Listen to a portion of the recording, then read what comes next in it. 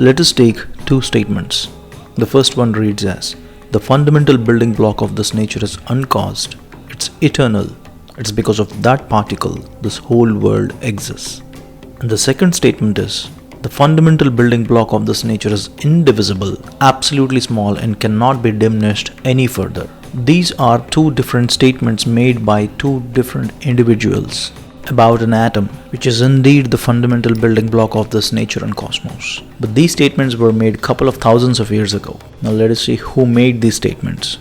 So it's Maharishi Kanada, an Indian philosopher and scientist, was tentatively placed at 600 BCE. He could be much older than that. And towards the right is Democritus, a Greek philosopher during the 4th century BCE. And now let's talk about the mindset. Our mindset, the mindset of people of India. Now before getting to the mindset of the general public or the majority of them, let's briefly talk about two extremely polarized mindsets. Take these two guys, the one on the left and the one on the right. And both of these guys are watching this video right now. Now the guy on the left says that this channel is a political party's ID cell and spits some kind of Sangi pseudoscience and shit, whatnot. So that's one mindset, the guy towards the left. And the guy towards the right is even more funny. Yes, Indians had 5G and fiber internet during Mahabharata times. Now these mindsets are of politically or religiously motivated, half-educated intellectuals. Now, a significant portion of people are biased this way, but not the majority definitely. A vast majority of us have no problem in believing what Democritus said, but it is hard for us to believe what Maharishi Kanada said.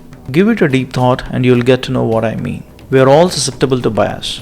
Being biased is not a problem. But these guys on this extreme left and extreme right, their biases are absolutely baseless and completely motivated only by the political climate or the religious climate in which they have been living. Now the reason I'm saying this one is, atomic theory in ancient India sounds pretty much like internet during Mahabharata times.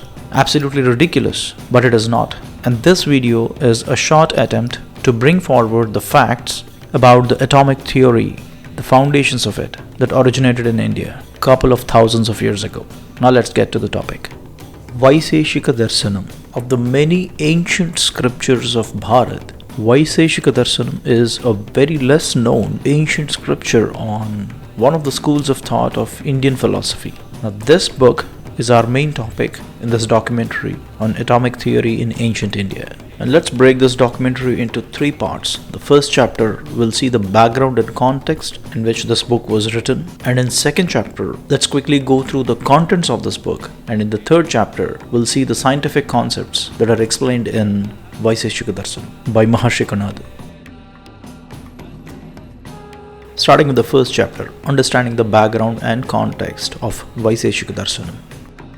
Before we get to that, it's quite important to understand the ancient Indian thought about life. Mana eva manushyanam karanam bandhamokshayoho bandhaya vishayasaktam muktam nirvishayam smrutam.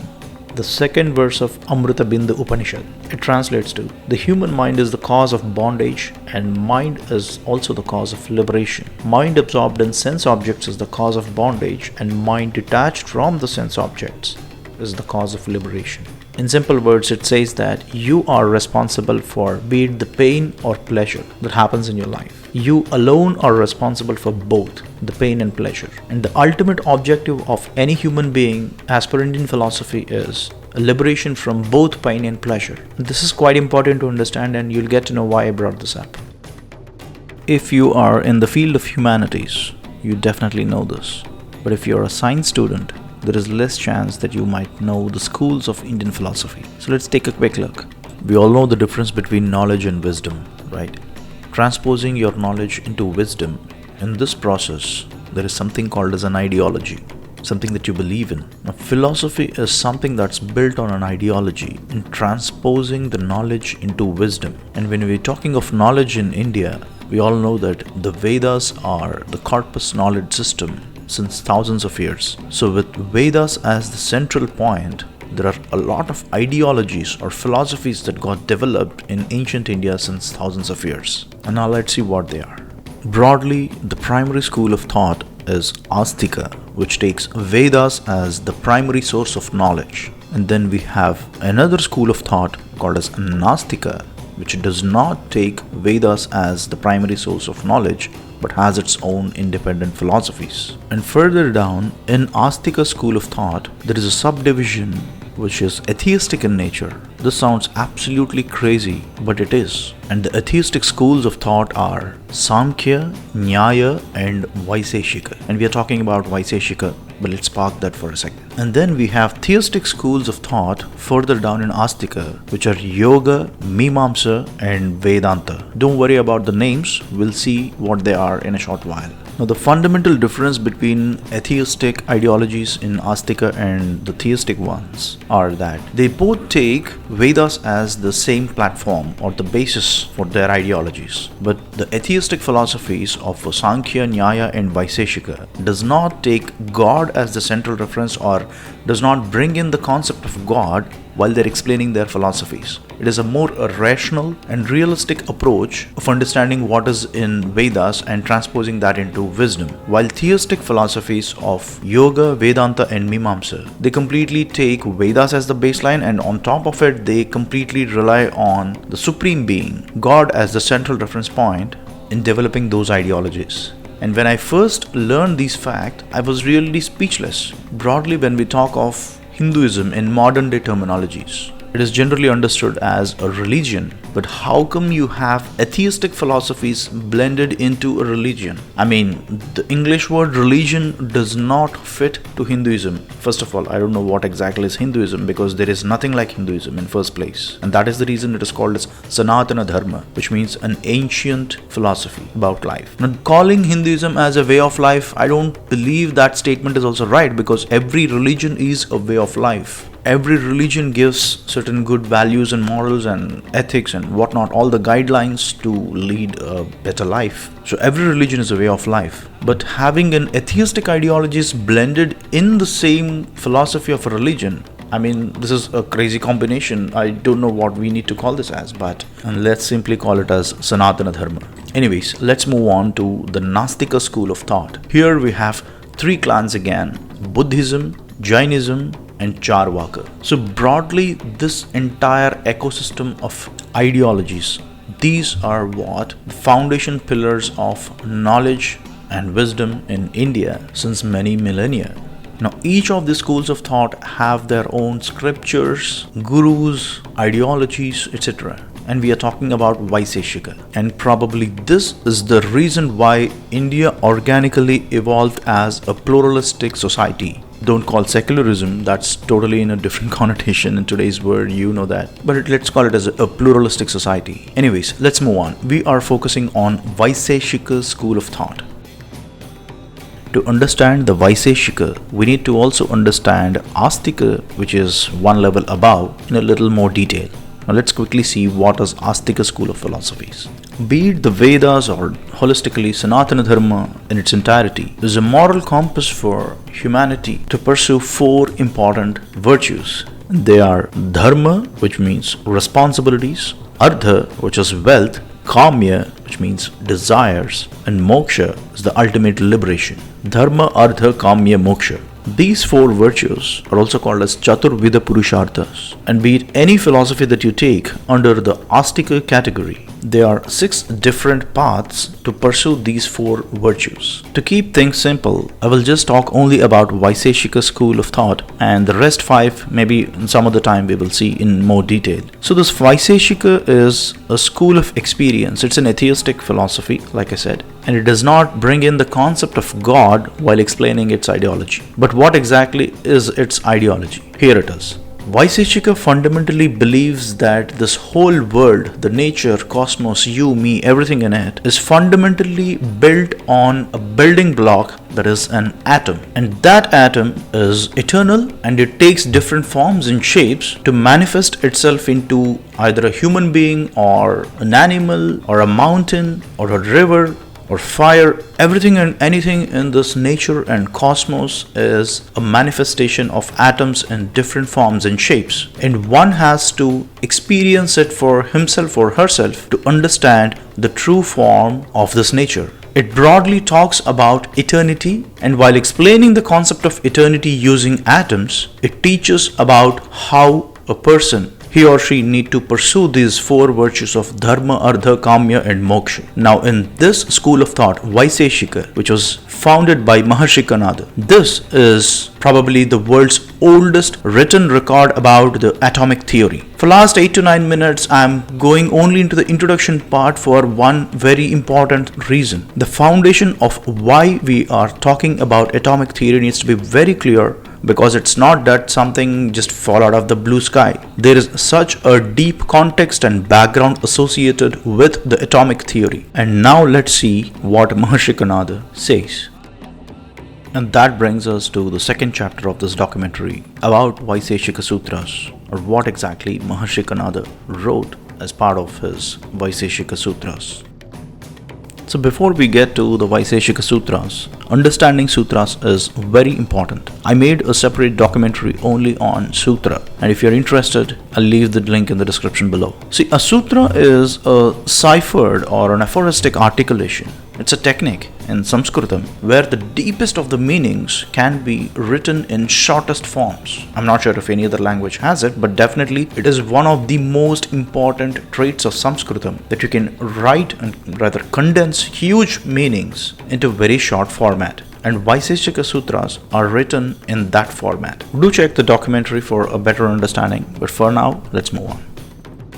Talking about Vaiseshika Sutras, there are 373 Vaiseshika Sutras or principles that are articulated in 10 chapters, and each principle is just one line, but the meaning associated with it is so deep. And this entire 373 principles is hardly a small handbook that explains about the entire Vaiseshika Sutras. Now let's see what's the content of each of these chapters quickly. The first chapter has 48 sutras, and here is what Maharishi talks about. Dravya, the types of elements, earth, water, fire, air, etc. And he particularly defines fire, water, earth and air as atomic substances that always exist for eternity and takes manifestations in different other forms and shapes eventually. And then guna, properties of these elements, karma, types of actions, generality, specificity, the cause and effect. So all these topics are discussed in the first chapter. And in the second chapter, which has 67 sutras, the properties of dravya or the elements of nature is even more detailed, and the sensory perception abilities of mankind about how we touch, feel, see, smell and hear things is detailed out. This is very important to understand here, how man comes in contact with nature. That's what actually Maharishi is laying a foundation for. And then he talks about Nitya, which is eternity, and Anitya, which is transient, the cause and effect scenarios when we come in contact with the nature. And then he continues talking about space, time and mind. These three subjects are detailed at great length in Vaiseshika Sutras, the concept of space, time and mind. And in the third chapter, which has 41 principles, Maharishi explains about how inquisitively we need to explore the nature, learning through experimentation and proof. It's as simple as questioning, why does a waterfall flow downwards? Why does the dry leaves of a tree fly in the direction of a wind? A critical analysis of cause and effect. And these sound very fundamental, but why these topics are discussed is eventually to bring in that sense of introspection to understand the Atma or the self. And that's what is discussed in chapter 3. And in the fourth chapter, it has 25 principles, and here is where Maharishi Kanada starts talking about Satya, the ultimate truth, and extends the concept of Nitya. And here is the first time when he brings in the concept of atom to explain the Nitya, that which is eternal. He brings in the concept of atom, which is called as Anu in Sanskritam, and eventually explains about the concept of atom, magnitude of the elements, the earth, fire, water and air, and how atoms manifest into these four fundamental substances, and then talks about living things on this earth, Yonija and Ayonija, two classifications based on how a living thing takes its birth, and so on. And then comes chapter 5, which has 44 principles and one of the most interesting chapters. Here is where Maharishi talks about the detailed illustration of karma, the actions, the physical actions and here is where he talks about the gravitational force, the concept, the laws of motion in nature, and how the self comes in contact with actions and also talks about adrishta, which is invisible forces in nature. I made a detailed documentary on the gravitational force and laws of motion as explained by Maharishi Kanada. I will leave the link in the description below should you wish to watch. And coming to chapter 6, which has 33 sutras. Here the impact of adrishta on mankind, the concept of dana, donation, and the concept of pratigraha, receiving, the merits and demerits of the karma, all these subjects are explained. As I said, the ultimate objective of this school of philosophy and the remaining 5 of the Astika schools of thoughts is finally to guide mankind on 4 virtues, dharma, artha, kamya, and moksha. And that is the reason why we are having these concepts of donating and receiving also explained as part of the Vaiseshika Sutras. This is a bit difficult for us, people who are educated in last maybe 50-60 years or last 100 plus years, because our subjects are very different. We have science and then we have humanities as 2 different subjects. But what's interesting with Vaiseshika Sutras or this philosophy is it blends in both these concepts of science and humanities together to define the purpose of life. And this chapter is a good example for that thought process. Let's move on. Then comes the 7th chapter with 53 sutras, and here is where Maharshi further details about the structure of the atom and how the 2 properties anutva, which is the atomicity, and mahatva, which is the magnitude, are possessed by the elements of nature like fire, earth, water, air, and so on. And this is the place where he also explains in more detail about akasha, which is space, kala, time, and atma, self, in conjunction with the concept of the atom.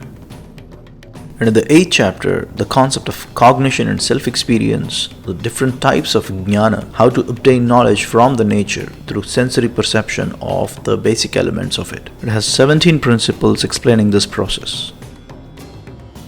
And then comes chapter 9 with 17 principles. This is a very interesting chapter, something that is very difficult to even think of. Maharshi talks about the concept of non-existence. So for instance, if there is a glass of water that is half filled, we always look at the water that is filled half of the glass, but we can never think of the remaining portion of the glass which is empty. What could have been in that, or why is it empty? So that thought process, or the concept of thinking about something that never existed, it's a very hard task. And that concept of non-existence is explained by Maharishi Kanada in this chapter. And then he continues with the truth versus perception of a myth, the concept of anumana, how you should be doubtfully introspecting yourselves or exploring the nature with an experimental mind. And also he explains about avidya, which is ignorance. So all these important topics which are really hard for us to even think of, these subjects are explained in this chapter.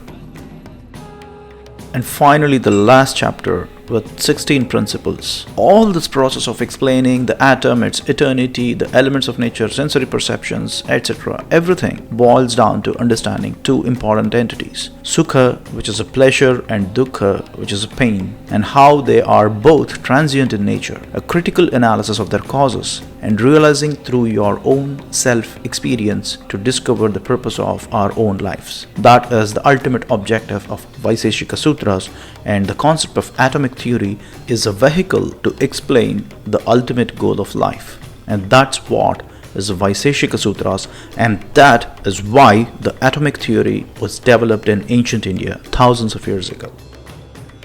Now let us have the outlook of Vaiseshika Sutras to understand certain concepts a bit more technically. Now according to Maharishi Kanada, the whole universe is categorized into 6 padarthas, and they are dravya, substance, guna, attributes, karma, action, samanya, generality, vishesha, specificity, and samavaya, which is inherence. So these are just categories, and we'll see what they are in a short while. And our focus is particularly on dravya, which are further classified as 9 different substances, and guna, the attributes, as 17 different attributes, and karma as 5 different actions. Let's zoom into these. The first one is dravya or substance, 9 of them, with which the nature and this cosmos is made of. And here are they: Prithvi, earth; Apas, water; Tejas, fire; Vayu, air; Akasha, space; Kala, time; Dik, direction; Atma, self; and Manas, mind. Now these are the elements of nature. Now how we perceive them are called as gunas, and here are they: rupa, color; rasa, taste; gandha, odor; sparsha, touch; samkhya, number; parimana, dimension; samyoga, conjunction; vibhaga, disjunction; prithaktava, distinctiveness; paratava, priority; aparatava, non-priority; buddhi, intellect; sukha, pleasure; dukkha, pain; Icha, desire; dvesha, aversion; and prayatna, willpower. Now, these are different attributes either of a self or of the elements of the nature, but these are the parameters basically. And the third one is karma. When we come in contact with the nature or the nature within itself, karma or an action is a continuous process, and there are 5 types of actions as defined by Maharshi Kanada. And here are they: Utshepana, upward movement; Avakshepana, downward movement; Akunchana, contraction; Prasarana, expansion; and Gamana, movement. Now these 3, dravya, guna and karma, all these attributes and karma and elements of nature, it is a continuous orchestration of all these things, and that is what Vaiseshika Sutras are explaining in different combinations, in different scenarios, what happens, how it happens, etc. I think now it's a lot simpler for us to understand. Getting this view is very important, and you'll get to know in a short while why so. Now let's see the scientific concepts that are explained as part of the Vaiseshika Sutras. Now if we take a look back at the same view that we saw just now, while explaining dravya or the substance, this is where Maharshi detailed out the atomic theory, and while explaining about the karma, and this is where he detailed about the gravitational force and the laws of motion. These are 2 important scientific concepts that are part of the Vaiseshika Sutras. Now coming to the gravitational force, I already made a separate documentary only on gravity and the laws of motion as defined by Maharshi Kanada. I will leave the links in the description below. And just for a simple touch and go, here are a couple of sutras on gravitational force as given by Maharshi Kanada.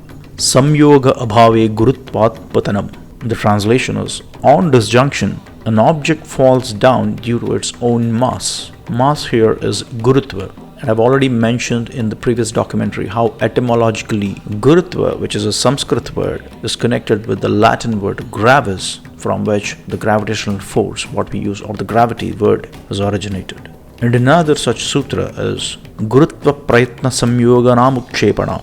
An upward throw of an object is a resultant of an upward thrust and the downward gravitational pull. Like this, there are many laws of motion explained by Maharshi Kanada. For now, let's move on. So that's gravitational force. I'm going to skip that in this documentary and just focus on atomic theory. And let's flip over certain important sutras in this context. Prudhivyapas tejo vayurakasam kalo digatma mana iti dravyani. This sutra explains the dravyas or the elements of nature. One interesting thing is, we generally know that earth, air, fire, water, space, these are the elements of nature. But interestingly, time, atma, self, and manas, mind, these 3 are also constituents of this nature. That's what Maharshi says. I mean, it's a very interesting perspective. Think about it. And this is another important sutra where the definition of atom is explained. Sadakarana vanityam tasya karyam lingam. The translation is: the fundamental existence of this nature is uncaused. There is no cause as such for the existence. It's eternal, and the atom is the proof of this argument. And this sutra is what I presented in the beginning of this documentary as opposed to the Democritus view about an atom. Well, it's not about who is right, both are right. Maharshi says that the existence of the atom has no cause as such, while Democritus' view is the atom is the fundamental building block, the most discrete version of it, and it cannot be further divided. Both are right with respect to atom. But yes, this is what the definition of atom as given by Maharshi Kanada. And then Maharshi explains about the structure of atom. Nityam Parimandalam. It translates to that which is eternal, which is atom or the anu, is Parimandalam, which means spherical. The shape of an atom is spherical. Well, this is a theory, Let's not forget that it's an atomic theory. I think the vocabulary explains for itself. Nonetheless, thousands of years ago, even thinking of something called as an atom, that itself is an unbelievable thing in itself. So let's move on. And here is another sutra that talks about the eternity of the atom. Anor mahatascho paladhyayanupalabdhi nitye vyakhyayate. And that translates to, the atomicity is found in eternity. Its magnitude reflects in the perception of the atom. So basically what it means is, that which is eternal is always atomic in nature. Here it doesn't really talk only about the atom, but the atomicity. Say for instance, water, it can exist on its own, and that is a discrete part of the nature. The discreteness, that atomicity, is what here it's being talked about. And the concept of atom can be perceived in the magnitude of that specific entity. That's what this sutra says. Like this, there are many sutras that talks about different concepts of the atom, the elements of nature, gravitational pull, ethics, morals and values, a lot more. But what is the bottom line of Vaiseshika Sutras? This is very interesting. Let's see. At the end of the Vaiseshika Sutras, at the very last, this is what Maharshi says. Drishtanam drishta prayojananam drishta bhave prayogabhyudayaye. And this is the translation. The path to prosperity is led by prayoga, which means experiments, which can be seen and experienced by oneself.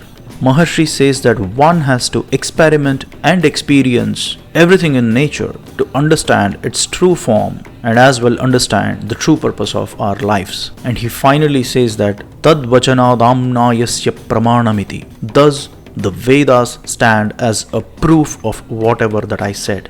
And Maharshi concludes this book.